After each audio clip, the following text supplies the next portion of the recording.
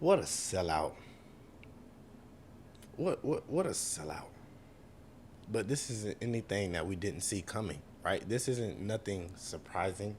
And to be honest, I'm not gonna lie to y'all. I am on the fence about this. And even though I prepared for this for months, no, I'm not shocked. But I'm more so like, man, what could have been, right? 4 years, in hindsight, looks like seems like it wasn't that long ago, but it was a pretty wild ride.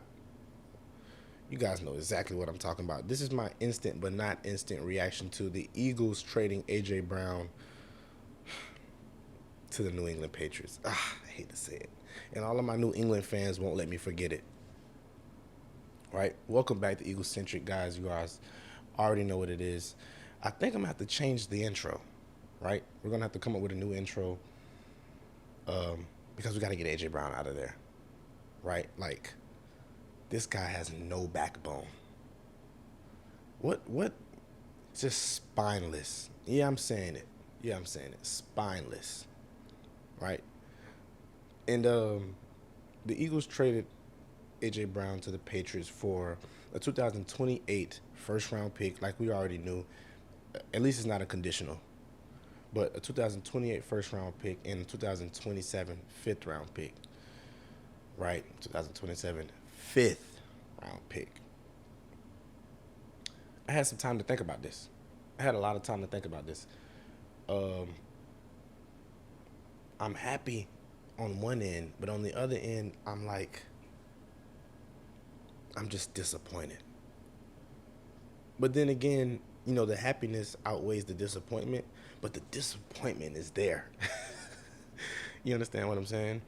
Because, like I said, what could have been? And, for a guy with that much talent on a team with that much talent, to be so selfish, to be so self centered, to be so, you know, to have so much big talk, but not show up big when the Eagles needed you the most. And why am I speaking like this so early into I didn't even do an intro yet. Well, like I said, we're gonna have to change that intro, so I don't think it's gonna be an intro for a teeny weeny like a week or two. We're gonna give that some time. But this is still egocentric. The show goes on, and that also goes for the Eagles.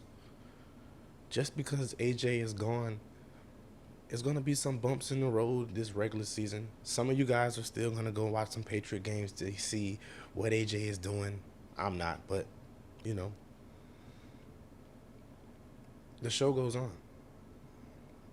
One guy doesn't stop the show. And to be honest, I don't think this is a blow to the Eagles roster like all of these Eagles commentators and people that speak for the Birds are trying to say it is. I don't think it's this blow. I think how we put a lot of compensation and a lot of depth on the roster in terms of the wide receiver position. So I don't think there's going to be just this massive drop off. Did we forget that Devontae Smith is still here? Makai Lemon projected to be a pretty good wide receiver for the Eagles. Dontavian Wicks with a chip on his shoulder. Hollywood Brown. A lot of these guys have a lot to prove. So I'm not just going to say the Eagles are going to take this huge dip, this huge drop off. The bottom is going to fall out in the wide receiver room. No, hell no. I don't believe that. But I do believe that that part of the offense, even though the Eagles aren't going to be running that same sort of scheme, that part of the offense is going to be, we're going to look there sometimes. We're going to see that sometimes. And for what Makai Lemon can't do, you're going to see the comparisons because it's just going to happen. Even though these guys aren't the same type of receivers, they're going to make their comparisons. The fans, the analysts, the pundits, whoever, they're going to make their comparisons because AJ is the second greatest receiver to ever put on midnight green. So that accounts for something. You know, those picks, and even though I'm not too fond of them, could turn out to be something. With a guy like Howie, of course he's going to give us more. We're going to get more draft capital. This isn't it. Of course, this is Howie Roseman. Let's be, come on. But you guys know if you've watched any of my episodes in the past, or if you're just now tuning in, I never wanted this. I wanted it to be a 2027 first round, and then the 2028 could be whatever, or a player in the 2027 first round, or all three, because AJ Brown, in my eyes, is still that good of a player. But you know, it didn't go that way. And to be honest, I'm more concerned about the Eagles' offense moving forward now. Not concerned, but I'm more focused on that. That's like if I wasn't focused on it before, which I was, I'm much more focused on it now because it's like, what do we do moving forward? Who's going to be that guy to say, I know Devontae is wide receiver one, but hey, 1A, 1B, you know? Who's going to be that guy? We're going to get that 1-2 punch again. We know 6 + 1 = 7. 1 + 6 = 7. That chemistry is always there. But who's going to be the guy to step up now that AJ is gone? We know we're not going to have to deal with that drama, and that's a plus, right? Like, we don't have to deal with the extra. Did AJ get his touches? I mean, his catches. Did he get his targets? Is AJ, happy? Like, we don't want to go through that again. And this isn't a time in my eyes to be giving out pleasantries. I'm kind of like what Philly 500 said. He said it first, and I'm in agreement. This isn't where you want to come to. If you're looking for some type of tribute to, or some type of, no, this isn't that. Hell no. This guy walked out on us and just doesn't have a spine, if you ask me. Yeah, he gave us great years. It's well appreciated. We can go look back on that at another time. For now, today, and even though I had some time to think on this, that thought hasn't changed. This guy is so spineless. And just looking at how he left, I don't respect it. Who cares about my respect anyways? I'm just some guy who talks about the Eagles on YouTube. But given my opinion, I don't respect it. He's a great player, of course, a great selfish player. But the way he walked out of Philadelphia is just, he gave that AI farewell. I'm not even gonna waste you guys' time and read it back to you. No. I'm just gonna give you the facts. We traded him for a 2028 first round and a 2027 fifth round. That's it. And that's the end of the AJ saga as far as it goes, right? Like, we've waited months for this. No one should be surprised. All of you guys who said AJ isn't going nowhere, there you go. And I'm not going to, throw it in your face because you guys knew this was coming. Subconsciously, if you didn't believe it, like if you honestly believed that he wasn't going to go anywhere, subconsciously you did because enough reputable reporters told you. So, anyway, yeah, man. Like, who's going to make that next step? Who's going to say, I'm the guy? I know AJ's gone and all of this talk around Jalen. What is Jalen going to do? Can he prove that he can win without AJ? I think Jalen's going to have a Mahomes type of year after they lost Tyreek Hill, where he proves to the NFL that I'm a great player also, right? Like, AJ was a good player when he came into Philly. He's leaving Philly as a great player, which is why it's this whole circus around his name. Every time he opens his mouth, it's 100 cameras because AJ is that good of a player. But he wasn't that AJ. That aura didn't come until he came to Philly, right? And we know that. AJ was another good player on a decent team who had a run game similar to what the Titans situation with AJ, similar to what the Birds was doing. Great run game, dominant runner, dominant running back, and a pretty good passing attack, right? And with Jalen Hurts, it was much better than who he had before, obviously. But he wasn't getting that many targets, and he wasn't the A.J. Brown that you know today when he was with the Titans back in, 2020, 2021, when him and Corey Davis was sharing targets over there, and it was Derrick Henry in the backfield, he wasn't. That aura wasn't surrounding AJ. So like the whole, he made AJ. I mean AJ made Jalen. He made Jalen a great quarterback. You have to remember that AJ, who the AJ that you know now, who you know as AJ Brown now, Jalen Hurts has his fingerprints all over that, right? Like, let's be honest here. 4 straight games, 125 plus yards, breaking Calvin Johnson's record for the most consecutive weeks with 125 plus yards. Like, however that stat was said, whatever. Like, that was AJ in 2023. He wasn't doing that in Tennessee. He wasn't doing that in Ole Miss. Yeah. Who was throwing him those passes? What team did he go to the Super Bowl with twice and win one? Right? Like, yeah, AJ made Jalen a better quarterback for sure, no doubt. But it goes both ways, right? Like, we have to remember this. But yeah, man, and I'm not gonna just shit on AJ. Excuse my language. This is a family-friendly show, but I'm not just gonna poop on AJ. But I don't respect the way he walked out. I don't respect the way he called out teammates and subliminally spoke about teammates behind closed doors. I don't appreciate any of that. So the whole AJ made Jalen a better quarterback. Yeah, that's true.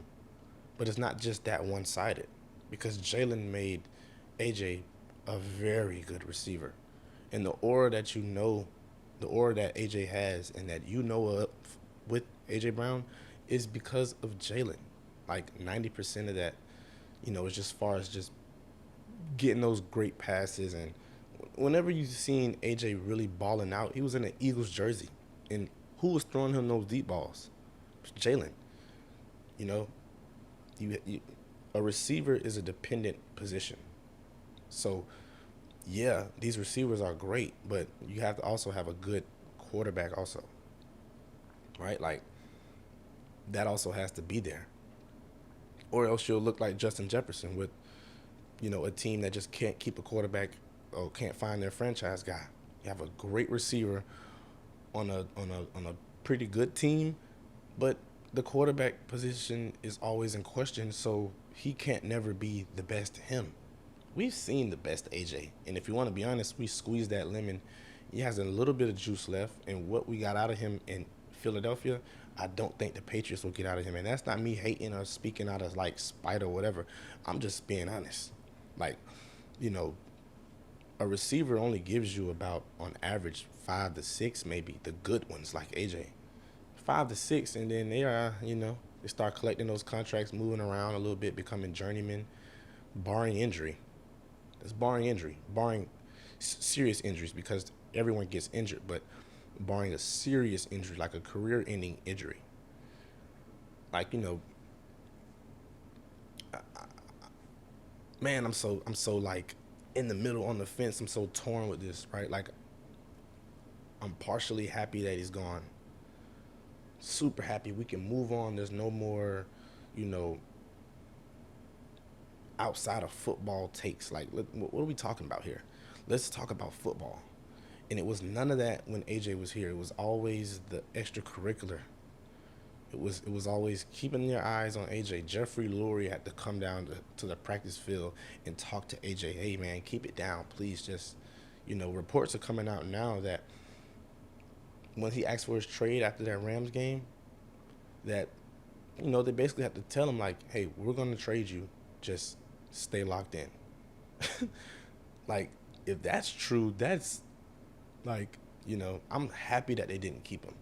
And even though I did say here on this show, I'd rather him read his book on the sideline than us trade him and not get what we, really need for him, I'm happy that he's gone. I'm happy that Howie got what he could. He did the best that he could with what he could, ultimately, because AJ kind of did back them into a corner.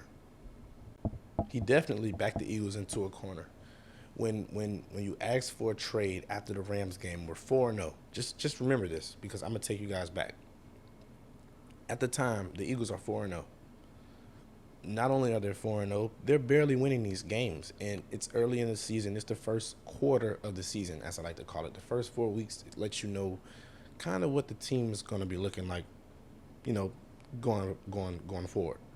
But the Eagles aren't, eagling, and at the time in that game, shall I say, we kind of relied on AJ to do his big one, and he did. Had like 109 yards and like 6 receptions. It was crazy, right? We know AJ balled out Lil Boyd, the whole Rams defense, and if it wasn't for Jordan Davis block at the end of the game, that whole performance would have been all for naught. And reports say it's not even reports at this point. It's like it happened. He asked for a trade after the Rams game, and as I said, it put us in a corner. Put the Eagles organization, front office, Howie Roseman, in a corner because of the cap hit at the time. We just couldn't trade him. Like, that would have been just nonsense. And that let the team know also, behind closed doors, the guy isn't bought in. Once the guy starts asking for trades and doing all of that type of stuff, he isn't bought in. And if you don't believe me, just go back and look at any player who wasn't happy in his situation and it was publicly known and he still was on the team, still had to contractually be available for the team or whatever. He was not bought in. Stephon Diggs, great example. He was not bought in. Wasn't happy with the quarterback, wasn't happy with the situation, wasn't happy with the front office, would like to move on, and his last season sucked. And his last game was horrible. A.J. Brown's last game was horrible. The last game that we seen him in midnight green, this color, come on, against the 49ers in the playoffs, wild card round, he sucked. And that is exactly what a lot of fans, that's what they harken back to when they say this guy talked big all year, spoke about the offense and what we need to do better, called out players subliminally. He did all of this. And when it was time for him to do his job, what happened? And then, and that is my whole stance on it, to be honest, because it's like, bro, you have no backbone. You didn't stand up for your brothers. How many times have they came out and said crazy things about Jalen? And what do a wide receiver who's really cool with their quarterback usually do? Hey, y'all tripping. Stop talking about my QB. He's dope. He's elite. So many other players that, even when they moved on or players or opponents that the Eagles played, always spoke highly about Jalen. His own receiver barely did. And I think because of that rumor, and if you're on Eagles Twitter, you know exactly what rumor I'm talking about. I think because of that rumor is why he never spoke out and defended Jalen nationally. He called WIP, the local Philadelphia sports show, radio show, and he spoke about, he defended the team. That was basically about the team. That was mostly about the team because WIP gets on their radio show and says the most craziest things about the Eagles team, just asinine things. So that was mostly about, why do you guys always get on here and just say stupid shit about the team? Sorry, family friendly. But yeah, and that was kind of that. But he never came out and said, you guys are tripping, Jalen's this, or no, I love Jalen, da-da-da-da. It's always this PR answer, right? Just go back and look. When they asked him last season about his relationship with Jalen, or are you have any kind of shade was that any shade thrown towards Jalen when you spoke about how the offense is a shit show? He said no, but it was so PR. It was like, no, Jalen has a lot of things to worry about in the offense. He has to do this, has to do that. So we're good, we're cool. It was just hurry up and get that. Hurry up and let's move on, those type of deal. But it was very glaring how he walks out of Philadelphia. It's very glaring, and I'm gonna be honest, I don't respect it. Right, I don't respect it. right? You talk about your brothers, you sell out the fan base, and then you leave. And then you give this AI farewell, like I said before, it sucked, right? Like, and I'm not gonna come on here and just poop on AJ, man. I'm not. But we're gonna call it out here because this isn't some just tribute to AJ. I'm definitely not about to come on here and say, "Oh, we're gonna miss AJ and I hope you do well in New England." And bro, I could care less. And for like I said, you Patriots fans and Eagles fans that are gonna watch him just to keep an eye on him, you let me know how that goes over there, right? You just keep me updated. I would love to know how that goes over there. Like I said, the drama queen with the drama team, it just it just sounds so great. It goes together real good. And we're not gonna be any seller. We're not gonna be like AJ over here though. We're not gonna sell out, right? We're not gonna act like he wasn't a good player but the player on the field and off the field were basically the same if you ask me. Very just selfish and you know horrible. It was horrible. Like the actions were horrible on the field and off the field, right? You say shit about the team off the field, and then on the field you don't even show up. And this brings me into my next point. We're gonna land on this right here. This is why a lot of NFL fans and the NFL itself puts a lot of significance around the draft. What am I talking about? Homegrown talent, right? This is why the draft is so huge, because free agency is great. You can't getting a great veteran player or getting a great player period out of free agency always helps. It's going to advance your team in major ways. You have to go and get free agents. It's just a part of the NFL. That's something that you need in certain areas. But homegrown talent, bro, we understand the significance around drafting a player, developing a player, years later down the line, paying that player, and years further down the line, him retiring for that said team.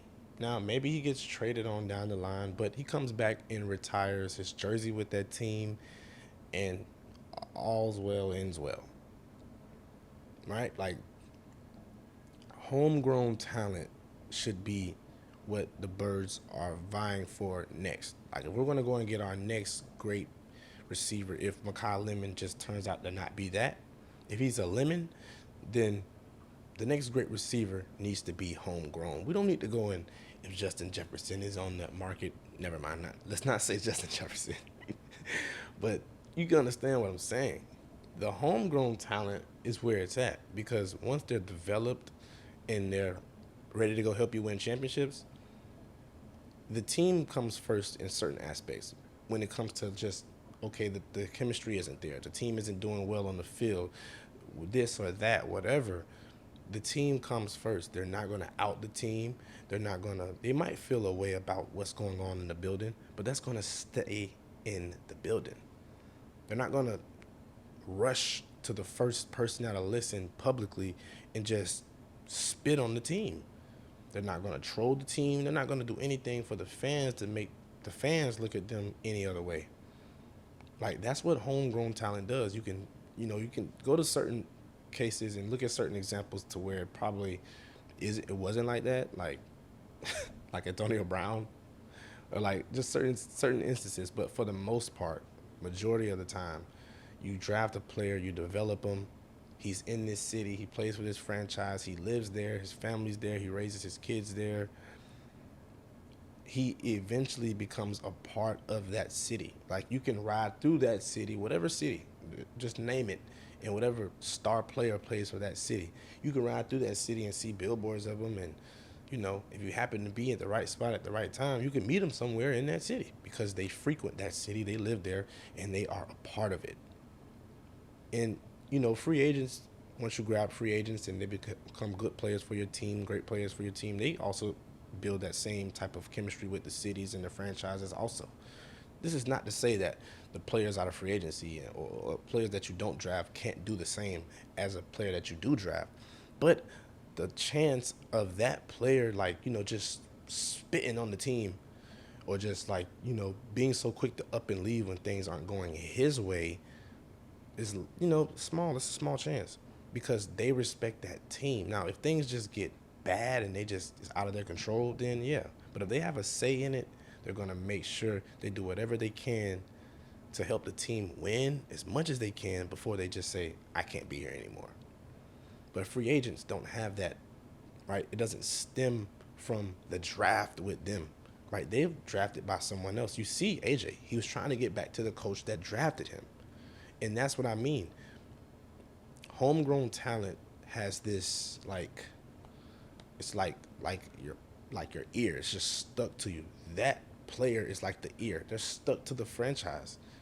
Years on, if they get traded, years later, they'll always try to find their way back or whatever. You see Tyreek Hill. Let's go back. Tyreek Hill.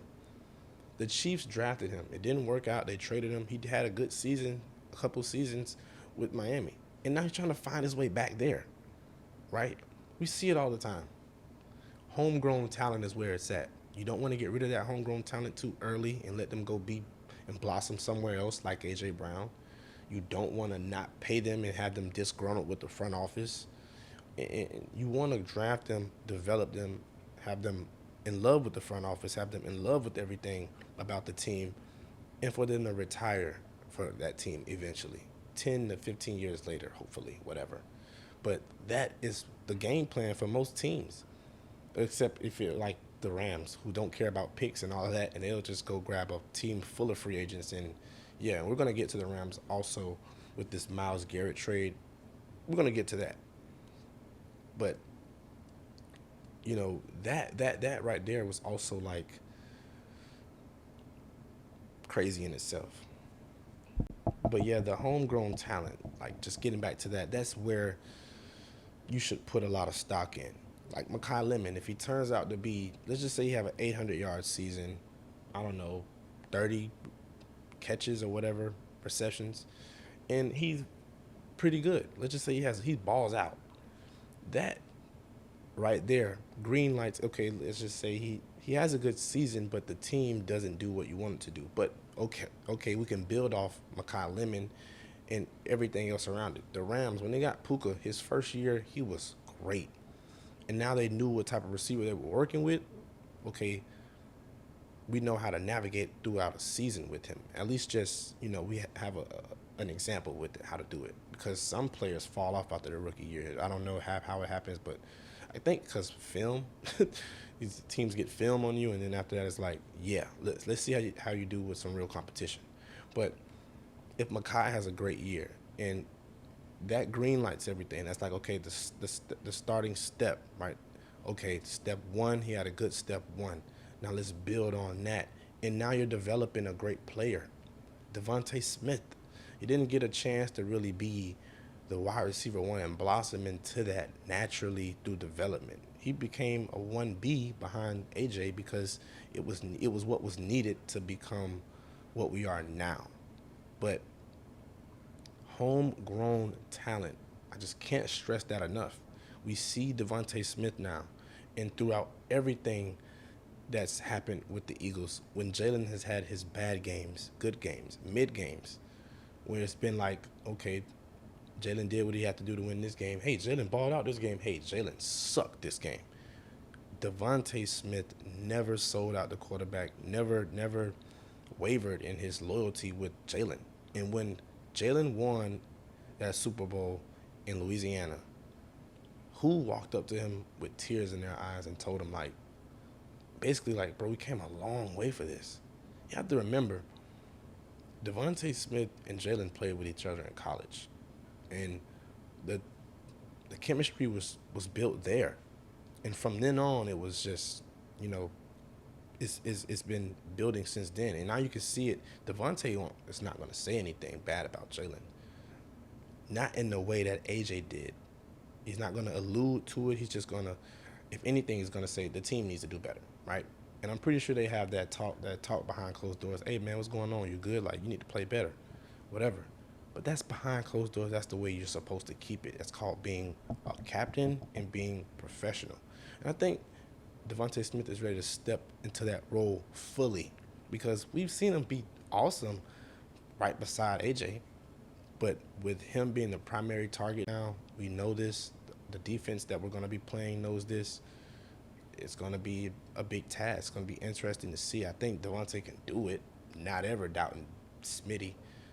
But it's going to be very interesting to watch to see how he navigates through a season being wide receiver one. We heard about him calling around, to players that's current players now. That's kind of new, but, everyone has their way of trying to figure this thing out. It's the NFL. Nothing comes easy. So whatever you can get, you take. And I like that about Devontae. He's actually putting in the work to become that wide receiver one. And he had a lot of examples on how to do it by watching AJ as far as just the production, not all of the other antics, because we know Devontae isn't going to go that route, like I said. But the homegrown talent, going back to that, the homegrown talent is where we need to be really putting our stock in. Of course, the Eagles are going to always go and get great players out of free agency. Let's not ever look away from that, not the Cowboys. But we have to really, really, really put stock into that homegrown talent part, the drafting process and all of that. This shows you how much more important it is.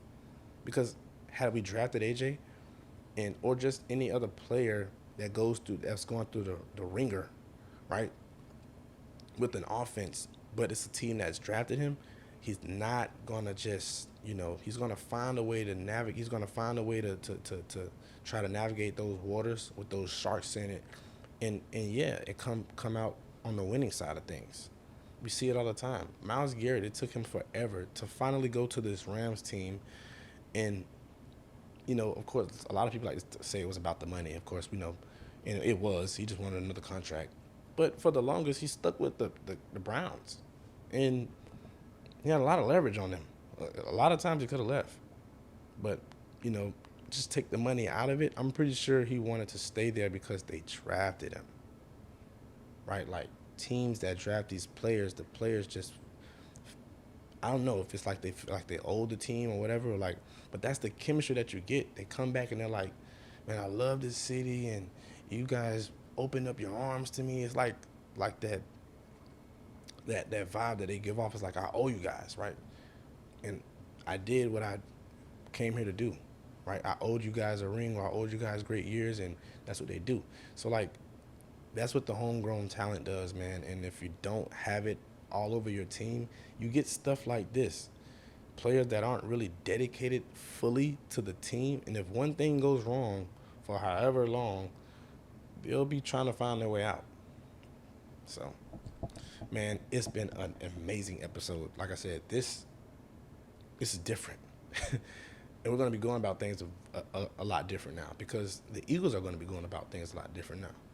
Now the focus can fully shift on Jalen running this offense, Sean Mayon's new scheme, Mekhi Lemon stepping into that wide receiver 2 role. Who's going to be the guy, like I said, to step up and say, I'm him? We know Devontae Smith is already the guy. He's solidified. He's good. He's good to go. He's wide receiver 1. But who's going to step up and take it over after Devontae? We know Mekhi Lemon is there, but Hollywood Brown is a vet. Dontavian Wicks has a chip on his shoulder. He's played in the NFL. He has great experience. So then you have other receivers on the bottom of that chart where it's like Darius Cooper, Johnny Wilson, some of those type of guys. And then let's not forget about other receivers that's going to be catching the ball. Well, tight end, Eli Stowers. Matchup nightmare. Dallas Goedert is still here. The security blanket for Jalen. So things are still going to be familiar in Philly. It's not going to be just, like I said, it isn't the end-all, be-all with AJ. So, yeah, I'm torn down the middle with this as far as just how to feel. But overall, I'm happy he's gone. I've been pushing this since the end of the regular season. I seen that performance and I said, I don't want that here anymore. And I still feel that way. I'm glad he's gone. But how I feel about it now that it's actually happened, it's like, damn, what could have been, man. But hey, everything must come to an end. And yeah, and in order for things to come to an end, it has to be a beginning. And this right here is the beginning of the new era for Mekhi Lemon in the Eagles offense. Believe it, right? Just believe it. So, anyways, you know how we do here. Same old, same old. We got that debacle, that whole, out of the locker room. And now it's a new era, like I just said. So, guys, gear up, get ready. And we're going to still be here to talk about everything. OTA conversations tomorrow. We have to get into everything. I've been missing out, but I've been staying by watching. I haven't been able to tell you guys everything, but I'm always watching. So, yeah, man, come on back. I'll be right here waiting for you guys here on Eagle Centric. Like always, you know the routine. Like, comment, share, subscribe.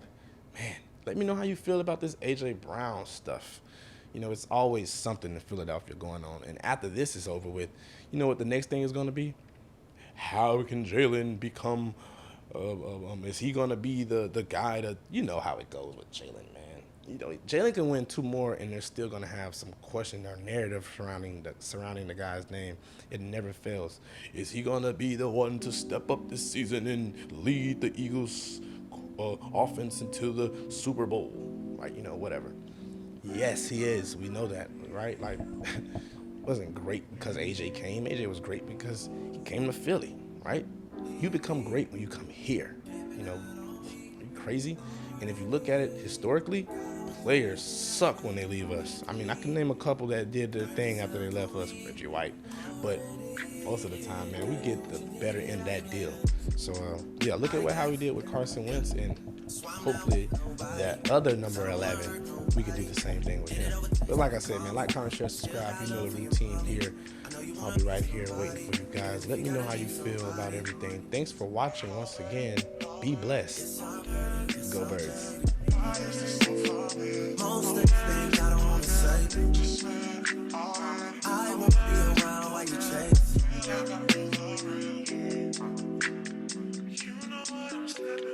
You'll try to come back when you fake.